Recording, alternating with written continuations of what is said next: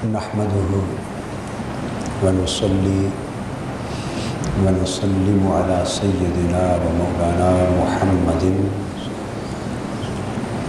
رسوله النبي الأمين المكين الحليم الكريم الرؤوف الرحيم.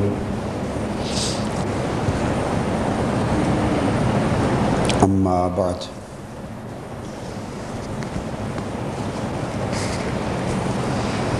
أعوذ بالله من الشيطان الرجيم. بسم الله الرحمن الرحيم. قد كان لكم آية في فئتين التقتا فئة تقاتل في سبيل الله وأخرى كافرة يرونهم مثليهم رأي العين والله يؤيد بنصره من يشاء إن في ذلك لعبرة لأولي الأبصار. زين للناس حب الشهوات من النساء والبنين والقناطير المقنطرة من الذهب والفضة والخيل المسومة والأنعام والحرث ذلك متاع الحياة الدنيا والله عنده حسن المآب. صدق الله مولانا العظيم. معزز خواتین و حضرات،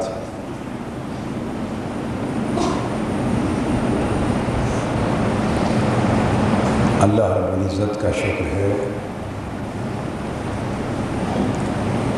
جس کی توفیق سے ہمیں ایمان اور اسلام کی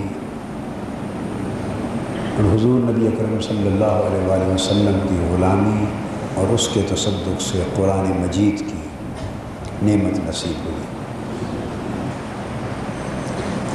اللہ تبارک و تعالیٰ نے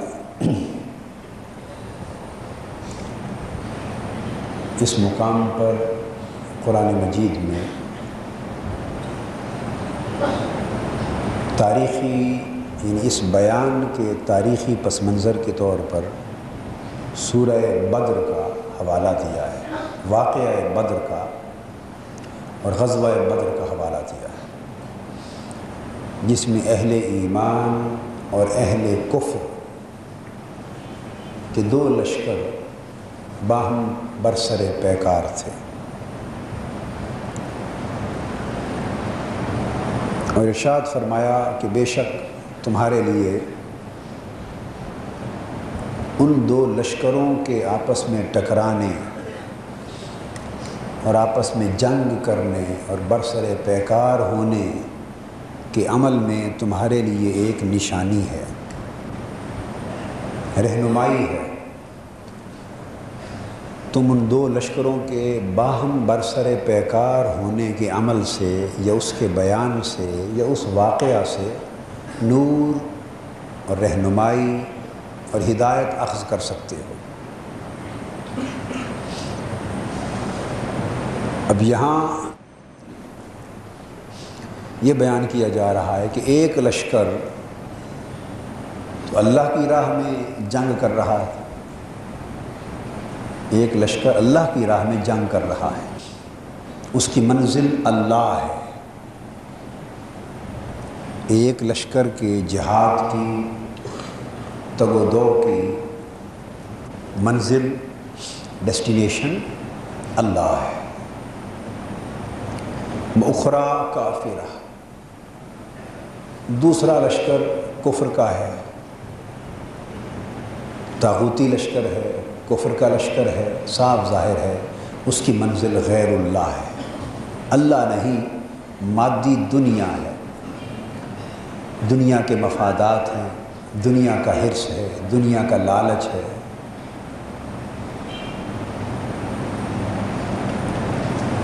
اور پھر فرمایا یرونہم مثلیہم رأی العین، اشارہ تو پھر غزوہ بدر کی ایک صورت کی طرف ہے ایک منظر کی طرف ہے کہ انہیں ان کی آنکھوں نے، یعنی وہ جو اہل کفر کا لشکر ہے، انہیں ان کی آنکھوں نے مغالطے میں مبتلا کر دیا، مغالطے میں ڈال رکھا ہے۔ تاریخی پس منظر میں یہ مغالطہ تو یہ تھا کہ صحابہ کرام کل 313 تھے مسلمان، ایمانی لشکر 313 افراد پر مشتمل تھا، اور لشکر کفر 1000 سے زائد، یعنی 3 گنا زیادہ قوت پر اور اسلحہ اور ساز و سامان کے اعتبار سے بھی زیادہ تھا۔ مگر اہل کفر کو ان کی آنکھوں نے جو مغالطہ دیا وہ یہ تھا مثلیہم رأی العین، کہ وہ ان 313 کو بھی اپنے برابر سمجھ رہے تھے۔ جب ان کو دیکھتے تھے تو یوں لگتا تھا کہ یہ بھی 1000 یا اس سے زائد ہے، اور کبھی اپنے سے بھی زیادہ دیکھتے تھے، بلکہ اپنے سے برابر نہیں، 2 گنا، مثلیہم، اپنے سے 2 گنا، یعنی یہ خود 1000 تھے تو مسلمان انہیں 2000 دکھائی دیتے تھے، اپنی قوت سے 2 گنا قوت دکھائی دیتی تھی۔ آنکھیں یوں دیکھتی تھیں، اور اس مغالطے نے ان کے حوصلے ساتھ ہی ساتھ پست کرنا بھی شروع کر دیے تھے۔ یہ ایک سائیکولوجیکل ایفیکٹ تھا، اور یہ اللہ تبارک و تعالیٰ کی ڈیوائن وار اسٹریٹجی تھی۔ کیا تھی؟ ایک ڈیوائن اسٹریٹجی تھی کہ سائیکولوجیکلی بھی ان کے حوصلوں کو پست کیا جائے، اور اس ڈیوائن اسٹریٹجی کا پس منظر آقا علیہ السلام کی وہ دعا اور وہ گڑ گڑانا تھا سجدے میں گر کر، جو عرض کیا تھا مولا میری تو یہی 313 کی کل پونجی تھی جو تیری بارگاہ میں لا کے پیش کر دی۔ اور اس کے بعد ایک لاڈ پر مبنی اور پیار پر مبنی محبوبانہ جملہ تھا، لاڈ اور پیار پر مبنی محبوبانہ جملہ تھا، وہ یہ کہ مولا میرے یہ 313 صحابی، یہ پونجی اگر لٹ گئی تو روئے زمین پر تیرا نام لینے والا کوئی نہیں رہے گا۔ یہ ایک محبوبانہ جملہ بھی تھا۔ بس اس جملے نے سارے کام کر دیے۔ خیر، چنانچہ اللہ تبارک و تعالیٰ نے ایسی صورت عطا کی کہ اہل کفر ان کی آنکھوں پہ پردہ آ گیا، محجوب ہو گئے اور مغالطے میں پڑ گئے۔ آگے فرمایا واللہ یؤید بنصرہ من یشاء، اللہ جسے چاہتا ہے اپنی مدد کے ساتھ قوت عطا فرماتا ہے، اس کی تائید کرتا ہے۔ اور پھر فرمایا ان فی ذلک لعبرۃ لأولی الابصار، بے شک اس بات میں جو ہم نے کہی ہے آنکھ والوں کے لیے بہت کچھ دیکھنے اور سمجھنے کا سامان ہے۔ آنکھ والوں کے لیے بڑے دیکھنے، سمجھنے اور عبرت حاصل کرنے کا سامان ہے۔ یہ ایک آیت کریمہ ہے، اس کے بعد اگلا مضمون شروع ہوتا۔ اب شاید آج کے درس میں اسی آیت کریمہ کا دوسرا رخ جو سمجھانا چاہتا ہوں وہی مکمل ہو سکے، اور وہ اصل مضمون کی تمہید ہوگا۔ مضمون پھر اگلی بار شروع ہوگا۔ یہاں ایک بات عرض کر دوں، بنیادی مضمون کی طرف یا مضمون کی اس بنیادی تمہید کی طرف جو اس آیت کریمہ میں ہے، اس طرف آنے سے پہلے وہ یہ کہ قرآن مجید کو اللہ تبارک و تعالیٰ نے ظاہری اور باطنی 2 قسموں کے معانی پر نازل فرمایا ہے۔ یہ بات بڑی اہم ہے، ظاہر معنی پر اور باطن معنی پر، مگر دونوں کی صحت کا تقاضا یہ ہے کہ ان 2 کے درمیان معنی مختلف تو یقیناً ہوں گے، مختلف تو یقیناً ہوں گے، مگر باہم متضاد نہیں ہونے چاہیے۔ یعنی ایسا نہ ہو کہ جو حکم اور تعلیم اور ہدایت قرآن مجید کی آیات کریمہ کے ظاہر معنی میں ہے، باطنی معنی ایسا نہ قبول کیا جائے جو اس معنی کا متضاد ہو، یعنی اس کی نفی کرے۔ اس سے متصادم ہو اور دونوں معنی آپس میں یوں ٹکرا جائیں کہ ان کے درمیان مطابقت نہ کی جا سکے، یا ایک پر عمل ہو سکے اور دوسرے پر یقیناً دوسرے پر عمل چھوڑنا پڑے، یا اس باطنی پر عمل کرنے سے ظاہر معنی کو چھوڑا جا رہا ہو، ایسی کیفیت نہ ہو۔ اگر ایسی ہو تو گمراہی ہے، اگر ایسی ہو تو گمراہی ہے۔ مطابقت کو اور باہمی موافقت کو برقرار رکھتے ہوئے ظاہر معنی کے مطالب و معارف اور باطنی معنی کے مطالب و معارف قرآن مجید میں اول تا آخر حضور علیہ الصلوۃ والسلام کی امت کی اکابر، ائمہ، مفسرین، محدثین، اولیاء، عرفاء، حکماء ہمیشہ بیان کرتے چلے آ رہے ہیں۔ اب میں تھوڑی یہ بات آپ کو سمجھا لوں کہ کس طرح حدیث پاک میں ہے، حضور نبی اکرم صلی اللہ علیہ وآلہ وسلم نے فرمایا، اور آقا علیہ السلام کا یہ فرمان سیدنا عبداللہ ابن مسعود رضی اللہ تعالیٰ عنہ کے ایک قول میں بھی ہے، وہ بھی روایت کرتے ہیں۔ اور اصول تفسیر کی جو بڑی بڑی کتابیں ہیں، جیسے امام جلال الدین سیوطی کی الاتقان یا دیگر کتب، البرہان امام زرکشی کی، الاعز القیاس، جتنے مفسرین نے اصول تفسیر پہ لکھا ہے، وہ جس نقطے کی طرف اب آ رہا ہوں وہ ان احادیث کو، اور شاہ ولی اللہ محدث دہلوی رحمۃ اللہ علیہ جیسے الفوز الکبیر میں مختلف کتب میں ائمہ اور محدثین اور مفسرین نے، اور وہ لوگ جو امت میں حجت رہے ہیں، اتھارٹی رہے ہیں، وہ ان احادیث کو نہ صرف بیان کرتے رہے ہیں بلکہ قبول کر کے اس سے مسائل کا اخذ اور استنباط کرتے رہے۔ اور ہمارے موجودہ دور تک بزرگان دین نے قرآن مجید کے تفسیر میں ان نکات کو، دونوں طرف کے نکات کو لیا ہے۔ آپ اگر اس کا نمونہ دیکھنا چاہیں تو میں ایک ریفرنس دیتا ہوں، اپنی جو چھپی ہے تفسیر منہاج القرآن، میری اپنی تفسیر جو منہاج القرآن چھپی ہے، سورہ بقرہ کا حصہ بھی چھپا ہوا ہے الگ، اور غالباً کتنے پارے چھپے ہیں؟ 5 پارے چھپے ہیں؟ نہیں، وہ تو 19 پارے تو چھپے ہیں ترجمے کے، عرفان القرآن کے ترجمے کے، لیکن 3 پارے غالباً چھپے ہیں، شاید 3 پارے تفسیر منہاج القرآن کے۔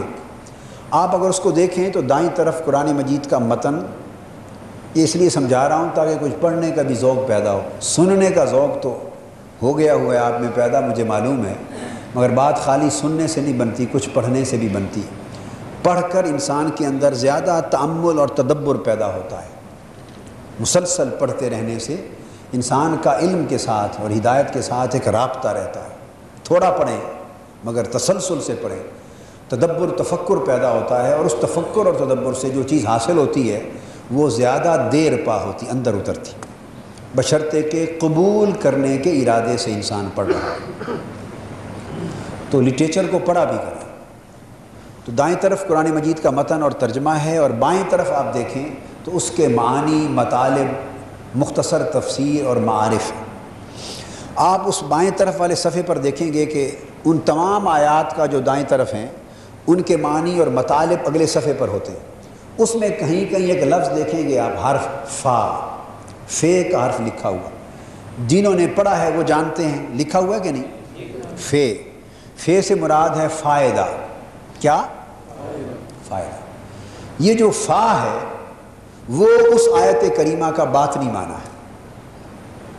اس فا کے علاوہ جو بیان کیا ہے وہ اس کی ظاہر معانی کی تفاسیر ہیں جو متداول اور مروج طریق پر ہے، اور جہاں حرف فا لکھا ہوا ہے موٹا، اور اس کے نیچے جو کلمات، جتنے یہ جملے درج ہوں گے وہ اس آیت کریمہ کے باطنی معانی اور معارف ہوں گے۔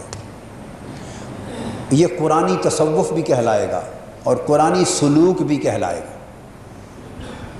اب میں نے آپ کو ریفر کر دیا، اب آپ ان 3 پاروں کو، یا جتنے 5 پارے اگر چھپے ہیں، جتنے بھی چھپے ہیں، آپ ان کو پڑھیے اور اکتساب کریں اس میں سے۔ حضرت عبداللہ ابن مسعود رضی اللہ تعالیٰ عنہ فرماتے ہیں، انزل القرآن علی 7 احرف، کہ قرآن مجید 7 حرفوں پر نازل کیا گیا۔ اب قرآن اور بعض علماء نے 7 حرفوں پر نازل کیے جانے سے مراد 7 قراءات پر نازل کیا جانا بھی لیا ہے، تو یہ قراء کا سبجیکٹ ہو گیا، جو 7 قراءات کے ساتھ پڑھتے ہیں، اور وہ الگ الگ تابعین اور صحابہ اور تابعین اور تبع تابعین سے مروی ہیں۔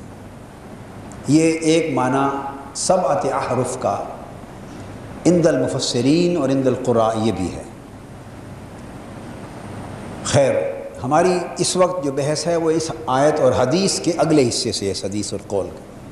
فرماتے ہیں وَلِكُلِّ حَرْفٍ مِّنْهَا ظَاهِرٌ وَبَاطِنٌ،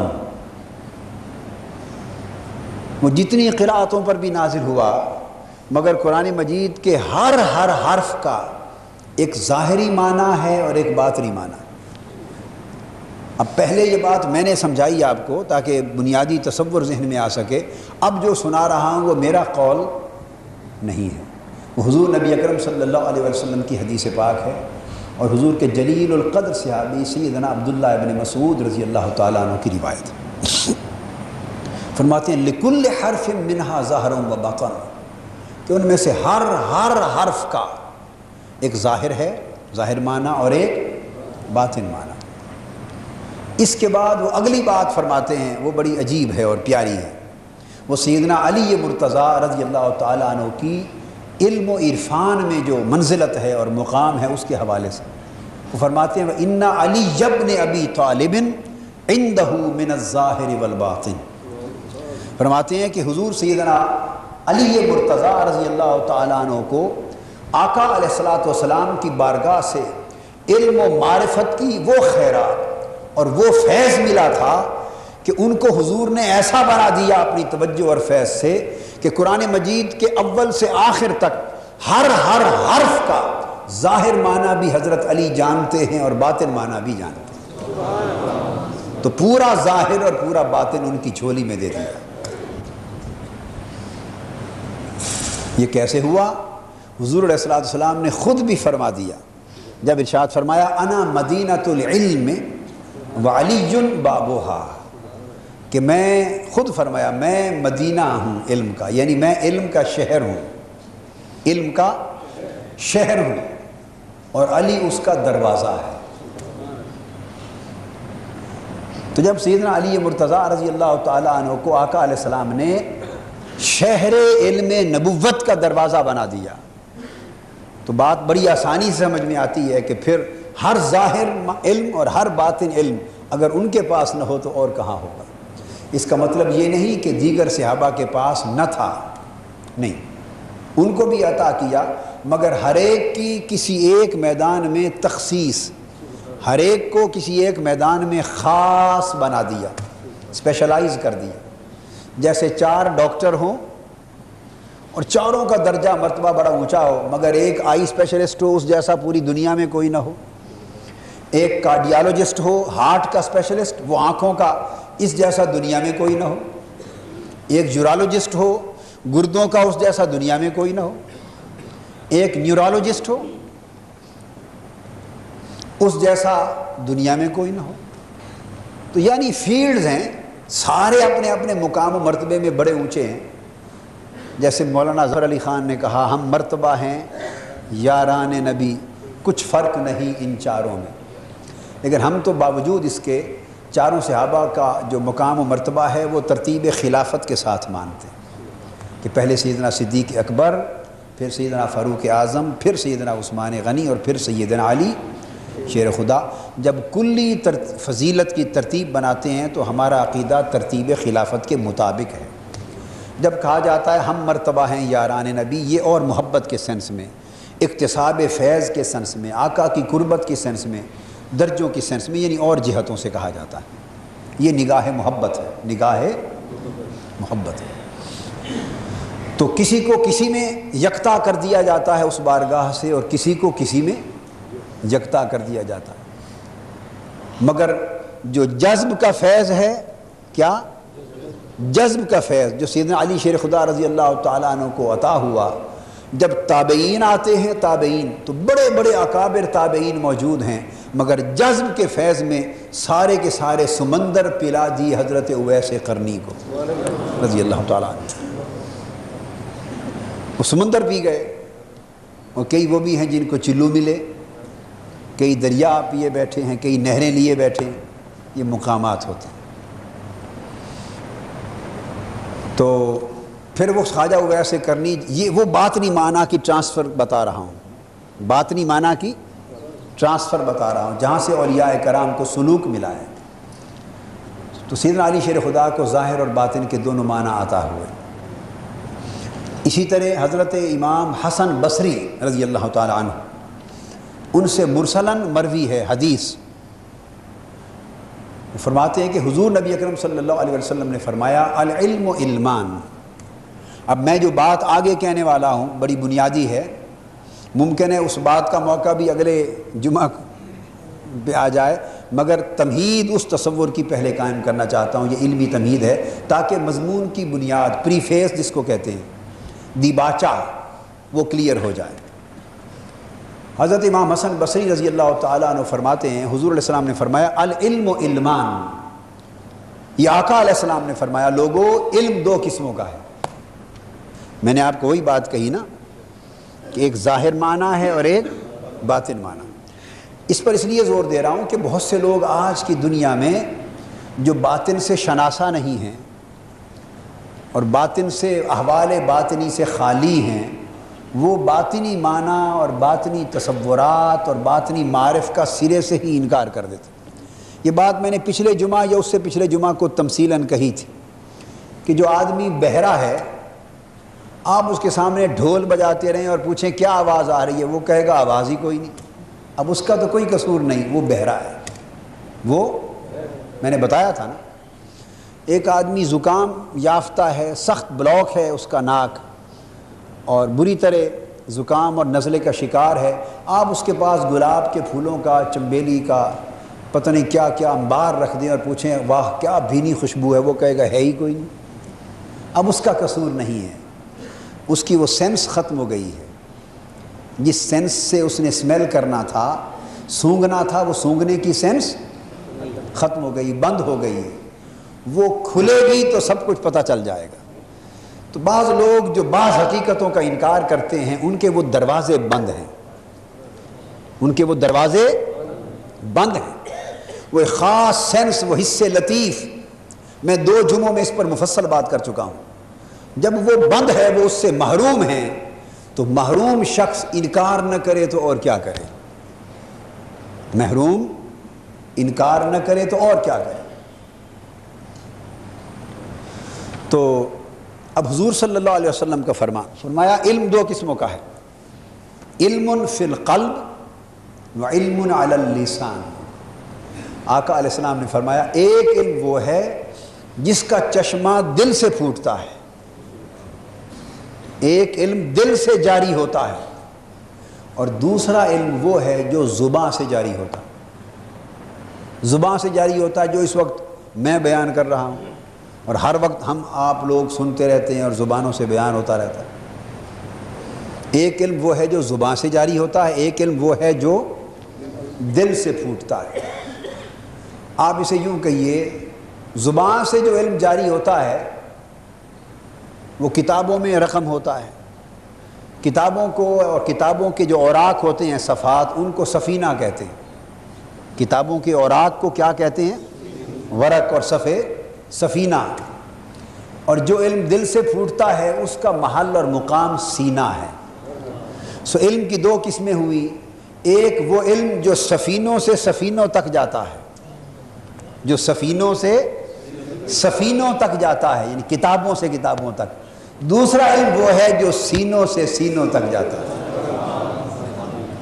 یہ پروسیس اور چینل جدا ہے، اس میں پڑھنا پڑھانا نہیں آتا، پڑھنا پڑھانا نہیں آتا۔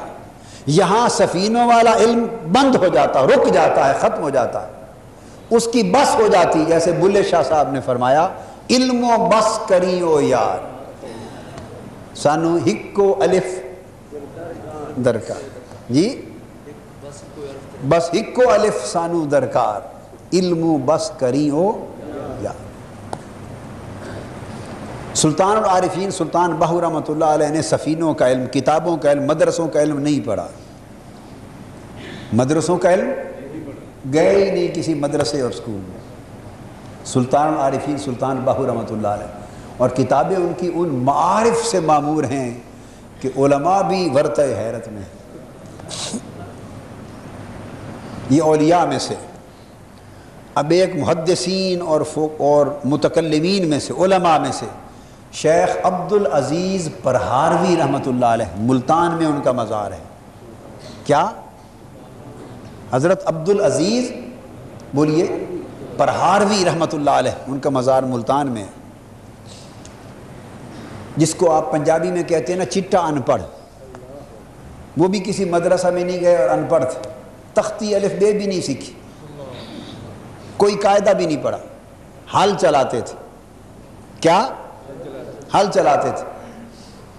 شادی ہو گئی ان کی ایک عالمہ فاضلہ عارفہ کے ساتھ، جاٹ تھے، ہل چلاتے تھے عارفہ کے ساتھ، شادی ہو گئی، پتہ نہ تھا، سالے تھے، جب اندر گئے تو پتہ چلا کہ میری بیوی تو بڑی عالمہ، انٹروڈکشن ہوا تو میری بیوی تو بڑی عالمہ فاضلہ اور عارفہ کاملہ ہے۔ چارپائی سے اتر آئے، نیچے زمین پہ بیٹھ گئے، کہنے لگے کہ میں جاہل اور یہ عالمہ، اور میں فاسق دنیا دار اور یہ عارفہ اور ولیہ، تو یہ تو کوئی جوڑ نہیں ہے، میں سب کچھ ہوں مگر گستاخ نہیں ہوں۔ وہیں سے مڑ گئے واپس اور کہا اب پلٹ کے اس وقت آؤں گا جب تیرا شوہر بننے کے قابل ہو جاؤں۔ پھر چلے گئے۔ پھر اب دیکھو نا، ذوق کی بات آ گئی درمیان میں، ایک نئی گلی نکل آئی لیکن تصور سمجھ میں آ جائے گا۔ رنگ بھی کالا تھا۔ کیا؟ رنگ بھی کالا تھا۔ دوڑ گئے اور دوڑ کے معلوم کیا کہاں جاؤں، کسی مدرسہ میں جاؤں یا کسی کامل کی بارگاہ میں جاؤں۔ سوچا مدرسہ میں گیا تو لمبا ہی زمانہ گزر جائے گا، اور وہ کچھ کتابیں ضاربہ یضرب تو پڑھا دے گا مگر کامل تو نہیں بنائے گا۔ تو خبر سنی، زمانہ تھا حضرت حافظ جمال اللہ ملتانی رحمۃ اللہ علیہ کا۔ حضرت حافظ جمال اللہ ملتانی رحمۃ اللہ علیہ کا زمانہ تھا۔ یہ بزرگ، ان کا مزار بھی ملتان میں ہے، میں جاتا ہوں جب کبھی تو ان کے مزار پہ حاضری بھی دیتا ہوں۔ یہ خلیفہ تھے حضرت خواجہ نور محمد مہاروی رحمۃ اللہ علیہ کے۔ چشتیاں شریف جو ہے نا، مہار شریف، خواجہ نور محمد مہاروی رحمۃ اللہ علیہ کے خلیفہ تھے۔ گویا پیر بھائی تھے حضرت شاہ سلیمان توسوی رحمۃ اللہ علیہ کے۔ حضرت خواجہ شاہ سلیمان توسوی اور حضرت حافظ جمال اللہ ملتانی آپس میں کلاس فیلو تھے، پیر بھائی تھے۔ خیر، اکتساب فیض کے لیے چلے گئے حضرت حافظ جمال اللہ ملتانی کی بارگاہ میں۔ وہاں درویش رہتے تھے اور ہر جمعرات کو حضرت خضر علیہ السلام ان کی ملاقات کے لیے آتے تھے۔ حضرت حافظ جمال اللہ ملتانی سے ملاقات کے لیے ہر جمعرات کو آتے تھے اور پوچھتے تھے کہ طالبوں میں سے یعنی درویشوں میں سے کوئی اگر اچھا پختہ ہو گیا ہو تو جس کو فیض دلانا ہو تو پیش کر دیں۔ تو ہر جمعرات کو حافظ جمال اللہ ملتانی اپنا ایک درویش حضرت خضر علیہ السلام کے سامنے پیش کرتے اور وہ توجہ سے خضری فیض دے کر کامل کر دیتے۔ ہر جمعرات کو ایک کامل بنتا تھا، ہر جمعرات کو ایک کامل بنتا تھا۔ یہ بات سن کر اس امید پہ چلے گئے کہ یہ تو آسان راستہ ہے۔ اب صدق تو کمال پر پہلے تھا کہ جو شخص اپنی زوجہ کے اس مقام و مرتبے کو جان کر چارپائی سے نیچے اتر آیا ہو،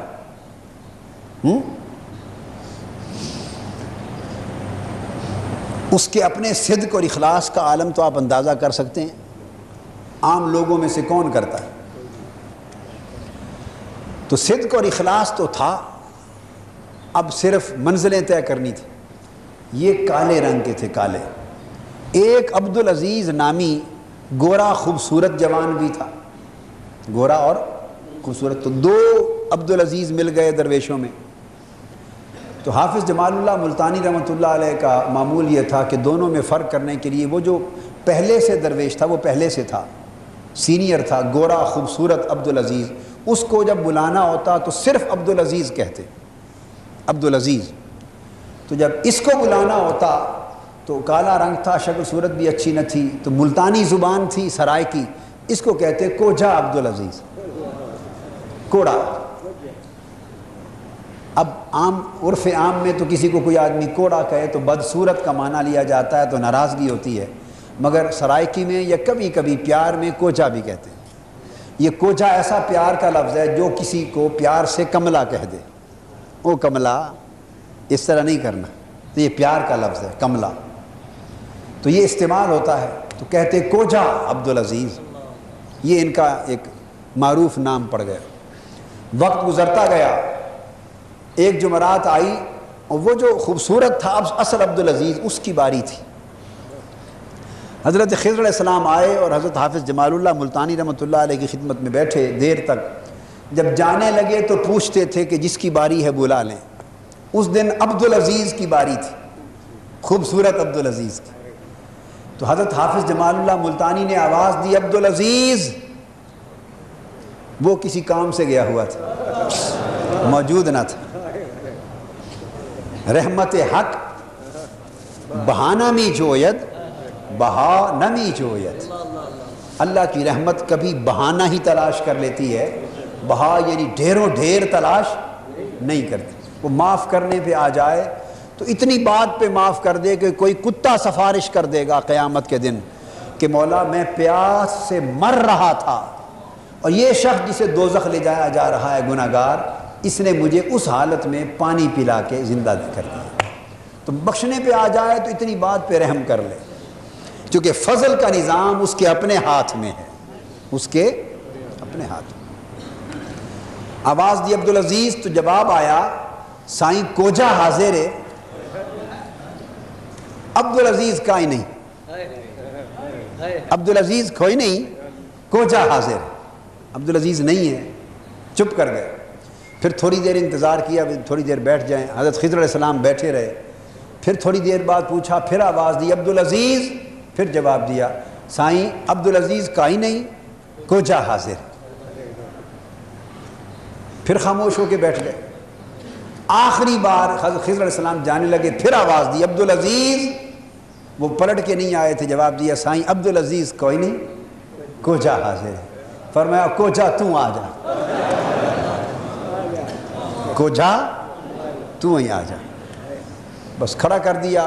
خضر علیہ السلام کا فیض ہوا، توجہ ہوئی اور کامل ہو گئے، حال چلاتے چلاتے کامل ہو گئے، کتابیں نہیں پڑھی، اور واپس آ کر وہ عظیم فن کے اندر درسی فنون میں کتابیں لکھی، اور ایک سب سے بڑی ان کی اونچی کتاب عقائد میں ایک کتاب ہے نبراس، ان کا شرح عقائد میں کتاب ہے شرح عقائد نصفی۔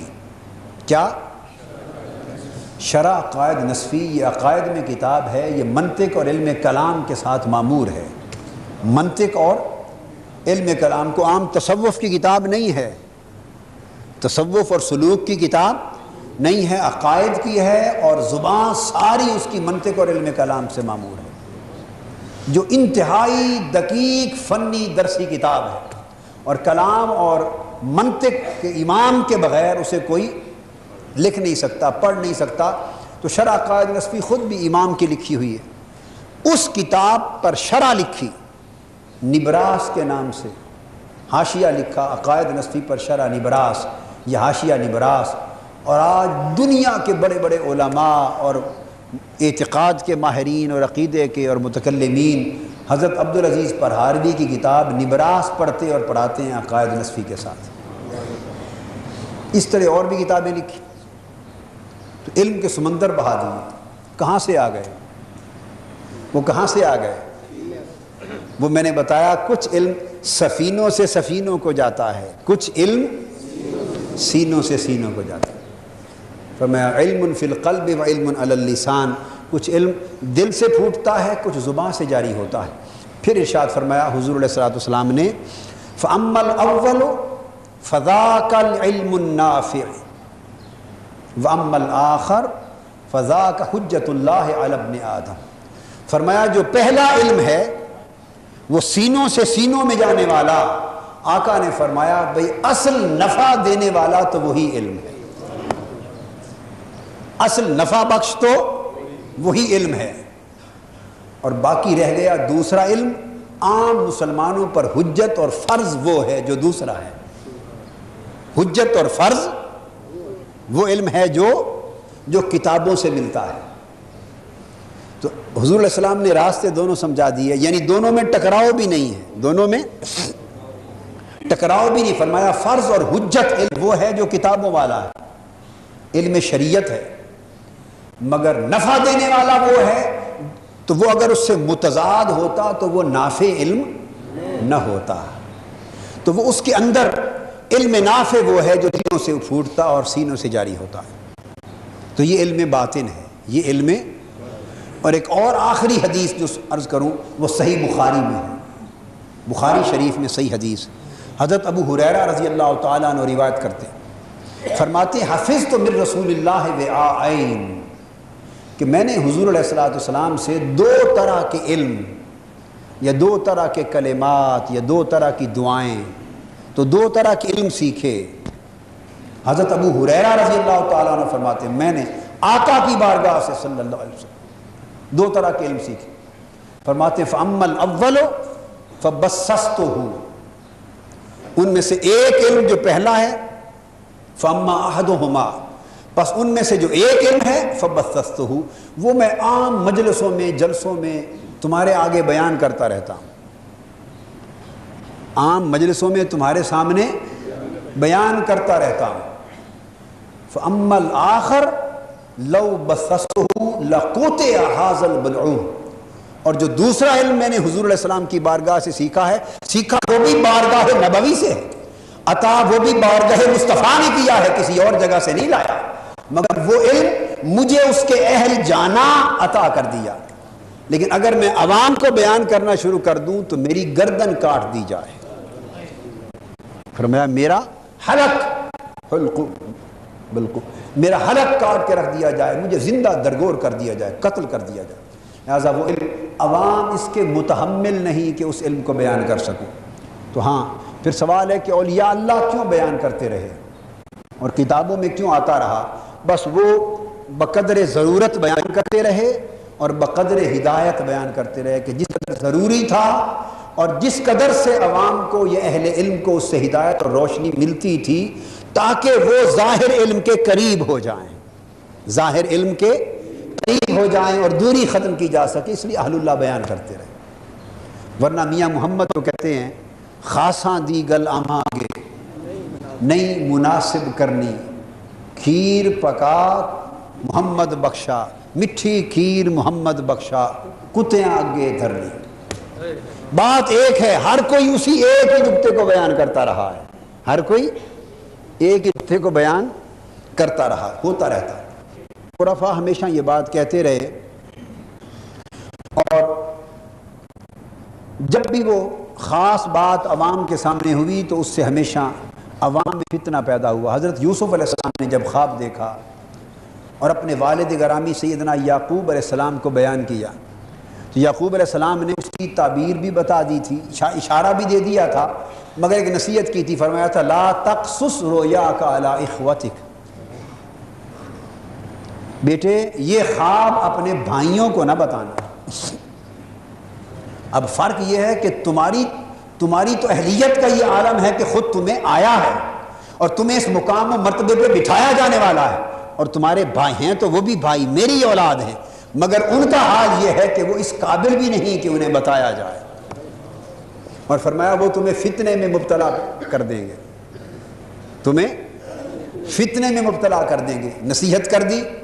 یوسف علیہ السلام محبت برادرانہ کے جذبے میں، محبت برادرانہ بھائیوں کے ساتھ محبت کے جذبے میں اور اعتماد کے طور پر ایک وقت آیا کہ خواب بھائیوں کو بتا بیٹھے، یعنی ذہن سے اتر گئی، والد گرامی کی نصیحت صاحب ہو گیا، بتا بیٹھے، اور پھر وہی ہوا، وہ پھر کنویں میں گرایا جانا اور مصر کے بازاروں میں بیچا جانا، اور پھر وہ مصر کے وزیر خزانہ کے گھر حادثہ کا پیش آنا، پھر 9 سال تک جیل کاٹنا، وہ سارے مصائب و آلام میں سے گزرنا پڑا۔ تو ایسا ہوتا ہے، تو خاص بات عوام متحمل نہیں ہوتے۔ یہ غلطی زندگی میں ہم نے بھی ایک بار کی تھی یہ ہم نے بھی ایک بار کی تھی، مگر بساط کی حد تک اس کی احتیاط اور حفاظت کی تھی۔ وہ بھی اسی طرح یوسف علیہ السلام نے بھی احتیاط سے بھائیوں پر اعتماد ہی کیا ہوگا نا، اور اسی اعتماد نے سارے مسائل پیدا کر دیے۔ ہم نے بھی اپنی تنظیمات کے عہدیداران پر اعتماد کیا، سمجھا کہ یہ اس قابل ہیں، میچور ہیں کہ اس رات کا خطاب سن کر ہضم کر لیں گے اور اگلیں گے نہیں، ہضم کر لیں گے اگلیں گے نہیں۔ مگر وہ غلطی ہو گئی ہمارے سمجھنے میں، وہ ہاضمے کمزور تھے، اگل بیٹھے، اور اگل کیا بیٹھے، پھر جوش جذبے میں وہ کیسٹ بھی لے کے کہیں سنا بیٹھے، اور اس کے بعد پورے ملک میں اہل فتنہ نے جو تماشا بپا کیا، وہ فتنہ گر لوگوں کا تو کام ہی ایسا ہوتا ہے، یہ شیطنت ہوتی ہے، یہ شیطنت ہوتی۔ تو سیدنا ابو ہریرہ نے فرمایا کہ ایک علم وہ بھی سیکھا ہے کہ اگر عوام سن لیں تو میری گردن کاٹ دیں۔ تو یہ کوئی عجیب چیز نہیں ہے، روز اول سے جاری ہے، مگر محل جدا جدا ہیں، کوئی اہل ہوتا ہے، کوئی اہل نہیں ہوتا۔